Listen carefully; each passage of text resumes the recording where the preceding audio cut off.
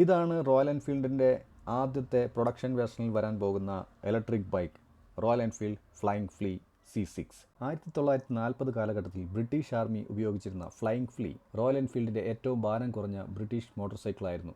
പാരച്യൂട്ടിൽ ഇറക്കാനോ ഗ്ലൈഡറുകളിൽ കൊണ്ടുപോകാനോ കഴിയുന്ന തരത്തിലുള്ള വളരെ ലൈറ്റ് വെയ്റ്റ് ആയിട്ടുള്ള ഒരു 126cc പെട്രോൾ എഞ്ചിനോട് കൂടിയിട്ടുള്ള ബൈക്കായിരുന്നു അത്. എന്നാൽ ഇപ്പോൾ 2025 ഈ ഒരു ബൈക്കിൻ്റെ മോഡേൺ ആയിട്ടുള്ള ഡിസൈനോട് കൂടി ഒരു ഇലക്ട്രിക് ബൈക്ക് പ്രൊഡക്ഷൻ നടത്താനിരിക്കുകയാണ്.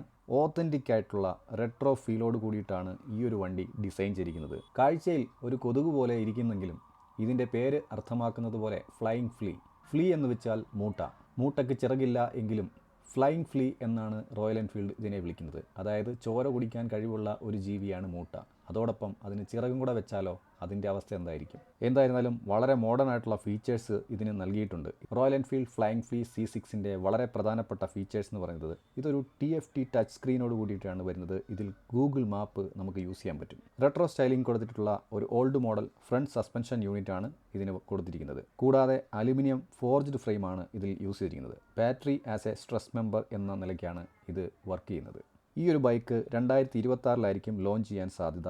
അങ്ങനെയാണെങ്കിൽ റോയൽ എൻഫീൽഡിൻ്റെ ആദ്യത്തെ ഇലക്ട്രിക് ബൈക്കായിരിക്കും ഇത്.